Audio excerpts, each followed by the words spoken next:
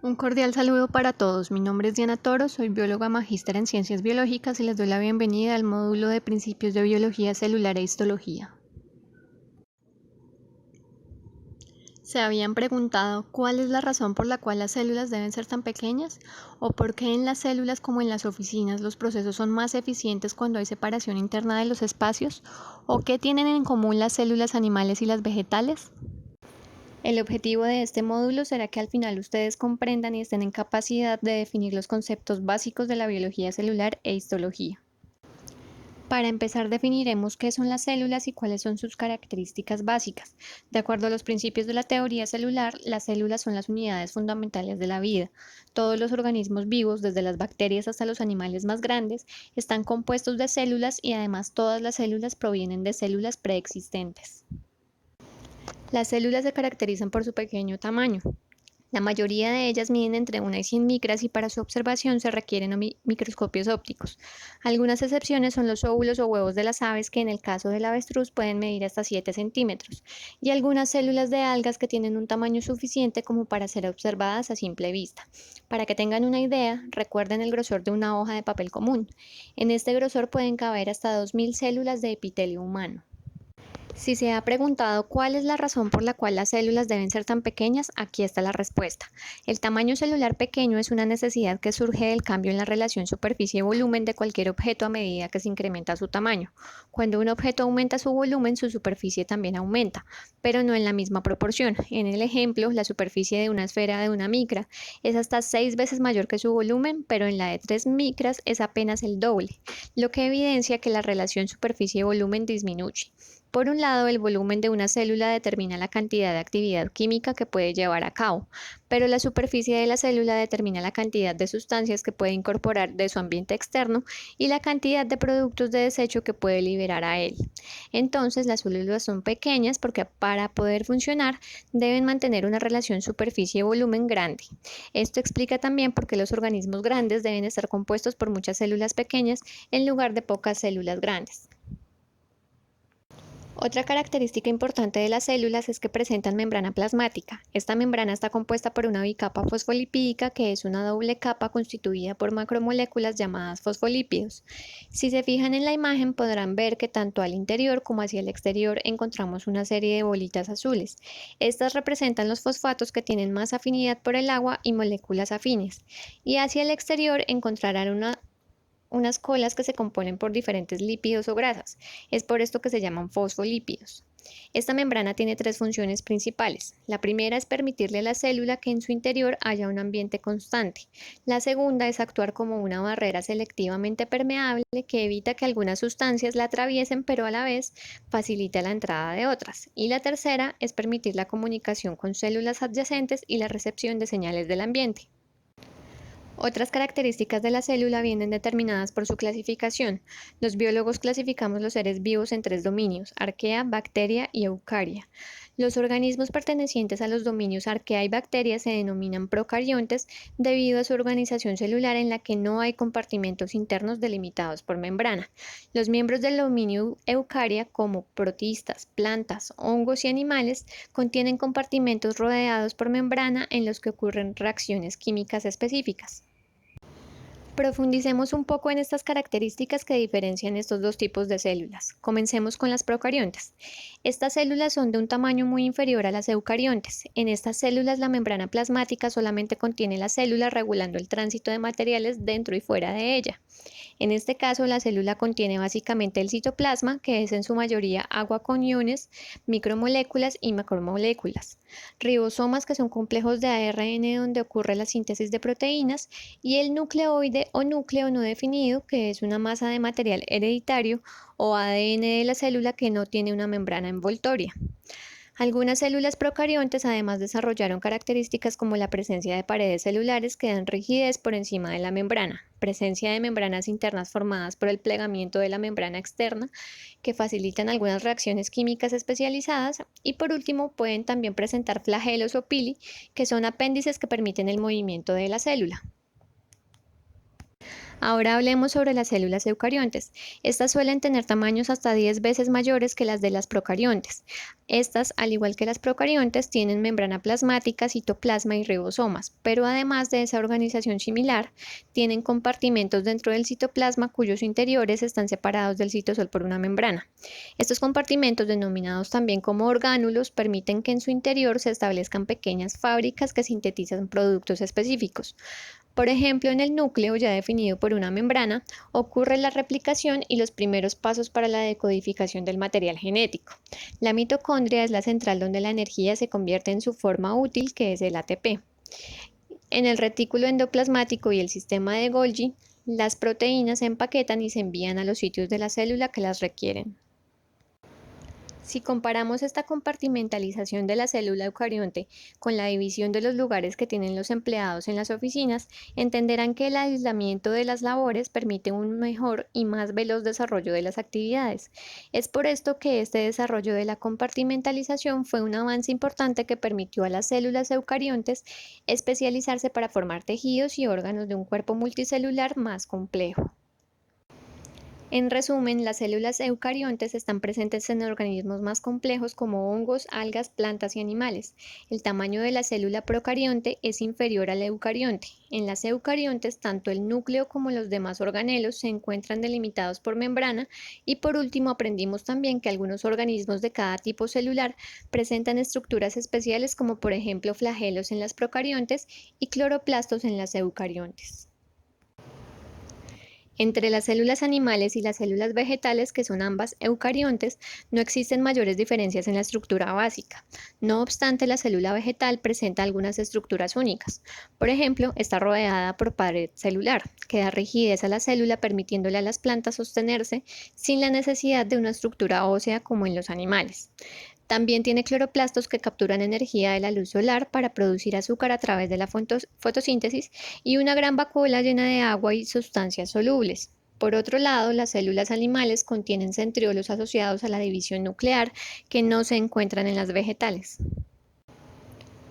Ahora cambiemos un poco de tema. ¿Sabían que en la mitosis, que es el proceso por el cual se crean nuevas células, toma tan solo 30 minutos dentro de un ciclo celular de 24 horas? ¿Sabían que existe un mecanismo de suicidio celular programado muy útil en la embriogénesis? ¿O se han preguntado cómo es el trastorno del control del ciclo celular que ocurre en las células cancerígenas? Vamos a reconocer las etapas, fases, procesos de regulación y procesos para la muerte dentro del ciclo celular de las células eucariotas. Dentro del curso Fundamentos de Microbiología se profundizará sobre el ciclo de las procariotas. Entremos en materia. Las células eucariotas viven hasta que se dividen o se mueren. El ciclo de vida celular tiene dos fases, la interfase y la mitosis. La mayoría de las células permanecen en interfase la mayor parte del tiempo, pero esto depende de su función. Por ejemplo, las células nerviosas pierden la capacidad de dividirse al madurar, por lo que siempre están en interfase. Pero otras células, como las embrionales, están en constante división o mitosis, por lo que la interfase en estas suele ser mucho más corta. Hablemos primero de la interfase. La interfase es el periodo dentro del ciclo en el que la célula crece. La interfase consta de tres subfases denominadas G1, S y G2. G1 o GAP1 es el periodo de presíntesis desde que la célula termina la mitosis y entra a la subfase S, durante la cual se produce ARN y proteínas. Durante la subfase S o subfase de síntesis, el ADN de la célula se replica. Al final de la fase S ya no hay una cromatina, que es una forma no condensada del ADN, sino dos cromátides hermanas que corresponden cada una a una copia de ese ADN en espera de la segregación. La subfase G2, GAP2 o postsíntesis es el periodo comprendido entre el final de S y el comienzo de la mitosis, durante el cual cada cromátide se condensa para formar un cromosoma. En este periodo, por ejemplo, se sintetizan los componentes de los microtúbulos que moverán las cromátides a los extremos opuestos de la célula en división. Como todos los procesos que se producen en la vida, existen ciertos mecanismos que controlan el desarrollo del ciclo celular. Un punto de control muy importante que es ejercido durante la transición entre G1 y S y entre G2 y M es la activación de un tipo de proteína llamada sinasa dependiente de ciclinas. La sinasa es una enzima que permite la transferencia de un grupo fosfato del ATP producido en la mitocondria a otra molécula. Esta transferencia se llama fosforilación y cambia la forma y la función de una proteína. Al regular ciertas proteínas, las CDK desempeñan papeles importantes en la iniciación del ciclo celular. Sin embargo, para su activación deben unirlas a las ciclinas. Un ejemplo de la falta de control en el ciclo celular es el trastorno que ocurre en algunas células cancerígenas. Durante el ciclo celular típico de los seres humanos hay 4 controles ciclina CDK. La proteína P21, que es supresora de tumores, tiene la capacidad de detener el ciclo celular cuando se une a la ciclina D. Pero si esto no sucede, el ciclo celular continúa más allá del punto de restricción, produciéndose el cáncer. La segunda fase del ciclo celular es la mitosis. Durante la mitosis, un único núcleo celular da lugar a 2 núcleos genéticamente idénticos entre sí y con el núcleo parental. Aunque la mitosis es un proceso continuo, es conveniente subdividirla en una serie de fases: profase, prometafase, metafase, anafase y telofase. En la profase, la coenzima que ha mantenido unidas a las cromátides hermanas de un cromosoma se elimina generando cromátides individuales. Además, los centros de estas cromátides se unen al uso mitótico, que es como un hilo que se extiende desde cada extremo opuesto de la célula. En la prometafase desaparece la envoltura del núcleo donde se encuentran los cromosomas. En la metafase, las cromátides se desplazan hasta llegar a la placa ecuatorial. Luego, en la anafase, las 2 cromátides hermanas se distancian moviéndose hacia los extremos opuestos del uso, dando lugar cada una a un cromosoma hijo. Cuando los cromosomas dejan de moverse al final de la anafase, la célula entra en la telofase. Durante este periodo, los cromosomas se ubican en los extremos opuestos del uso, el cual se empieza a desintegrar. Los cromosomas entonces se descompactan y las envolturas nucleares que se desagregaron en la profase se vuelven a formar. Al finalizar la telofase, los núcleos hijos deben aislarse en células separadas, lo cual requiere la división del citoplasma, que ocurre a través de otro proceso llamado citocinesis. Un evento fundamental de la división celular en los eucariontes complejos consiste en sustituir las células que mueren. ¿Pero cómo mueren las células? Las células pueden morir de 2 formas: por necrosis o por apoptosis. La necrosis ocurre cuando hay poco oxígeno, pocos nutrientes, hay presencia de toxinas y deficiencia de energía o ATP, o cuando se ha producido un daño. Las células de una cicatriz son, por ejemplo, tejido necrótico. Al ocurrir alguno de los eventos mencionados, la célula se hincha y se estalla, causando inflamación y liberando su contenido al ambiente extracelular, donde es reciclada por glóbulos blancos. No obstante, la mayoría de las veces la muerte celular se produce por apoptosis. La apoptosis es una serie de eventos programados genéticamente que básicamente producen un suicidio celular. La célula puede comenzar la apoptosis por 2 motivos. Uno es que ya no es necesaria para el organismo, como ocurre en el tejido embrionario, donde algunas células, como las del tejido conectivo de los dedos, desaparecen para dar lugar a una mano o un pie no palmípedo. Si no ocurre, se producen malformaciones como la de la fotografía. La otra razón es que la célula esté expuesta a sustancias tóxicas de manera constante que pueda conllevar a daño genético, como por ejemplo las del epitelio que recubre el intestino. En este caso, la célula, en vez de estallar, forma burbujas y sus restos son ingeridos por células vecinas, por lo que no se observa inflamación en el tejido. La muerte celular también tiene puntos de control indicados por señales que pueden provenir del interior o el exterior de la célula. Estas señales pueden ser la falta de un factor de crecimiento que conlleve a la mitosis o el reconocimiento de un daño en el ADN. Las señales externas pueden hacer que una proteína receptora de la membrana plasmática cambie su forma y active un tipo de enzimas que se denominan caspasas. Las señales internas pueden inducir a las mitocondrias a liberar moléculas que a su vez activan caspasas. En los 2 casos, las caspasas rompen las proteínas de la envoltura nuclear y la membrana plasmática, produciendo la muerte celular. Teniendo en cuenta que ya sabemos qué es una célula, cuáles son sus características, sus tipos, su clasificación y las formas en que se controla su ciclo de vida y su muerte, vamos a continuar aprendiendo ahora sobre las estructuras que éstas conforman.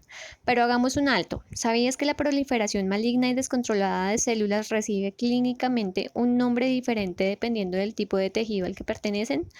¿O sabías que existen cultivos celulares en modelos tridimensionales que asimilan el funcionamiento de un órgano completo? Los tejidos son asociaciones de células semejantes o con función similar junto con sus derivados, las sustancias intercelulares. La histología estudia la estructura y función de estas asociaciones celulares. La división actual en cuatro tejidos básicos fue establecida por el biólogo suizo Albert von Kolliker. Los tejidos básicos son tejido epitelial, tejido conjuntivo, tejido muscular y tejido nervioso. A pesar de que se han encontrado coincidencias entre la estructura de algunos pares de tejidos, sigue siendo un concepto didáctico para quienes se inician en la histología. Algo peculiar es que la proliferación maligna de las células tiene un nombre diferente dependiendo del tipo de tejido en el que se produce. Por ejemplo, en el tejido epitelial es conocido como carcinoma y en el conjuntivo se denomina sarcoma. Ahora revisemos las características de cada uno de estos tipos. Los tejidos epiteliales son asociaciones celulares cerradas que cubren superficies externas e internas o que tapizan órganos huecos. Las células epiteliales están unidos por medio de contactos celulares como desmosomas y uniones adherentes que sirven para la cohesión mecánica y las uniones ocluyentes responsables de la función de barrera de los epitelios. Este tejido se especializa en la protección, revestimiento y producción de sustancias. Aquí podemos observar, por ejemplo, un corte de tejido epitelial de peritoneo y uno de epitelio que tapiza la aorta. El tejido conjuntivo es conocido por sus funciones de sostén y relleno. Además, en el tejido conjuntivo las células no están unidas como en el tejido epitelial, sino que se encuentran separadas por sustancias extracelulares. Estas sustancias determinan la función y las propiedades del tejido conjuntivo. Son producidas por los fibrocitos y células emparentadas como las cartilaginosas y las óseas. En el tejido conjuntivo con función esquelética que corresponde al tejido óseo, la sustancia extracelular se calcifica. Las células móviles del tejido conjuntivo también cumplen una función de defensa contra los agentes causantes de enfermedades. El tejido muscular se caracteriza por tener muy desarrollado el citoesqueleto. Este tipo de tejido es el responsable de los movimientos del organismo, ya que se especializan en la contracción que permite los mismos. En los vertebrados se pueden distinguir tres tipos de tejido muscular: el liso, el estriado esquelético y el estriado cardíaco. El último tipo básico es el tejido nervioso, que está conformado por neuronas y células glía que presentan una alta excitabilidad. Esta característica hace que este tejido sea el encargado de la transmisión de estímulos que controlan otros tejidos. Este tipo de tejido se caracteriza porque sus células poseen un cuerpo celular o soma que se extiende en prolongaciones llamadas axones o dendritas. Ahora hablemos un poco sobre el cultivo de tejidos. Se entiende por cultivo de tejidos o cultivo celular al conjunto de técnicas que permiten el mantenimiento de las células in vitro, manteniendo al máximo sus propiedades fisiológicas, bioquímicas y genéticas.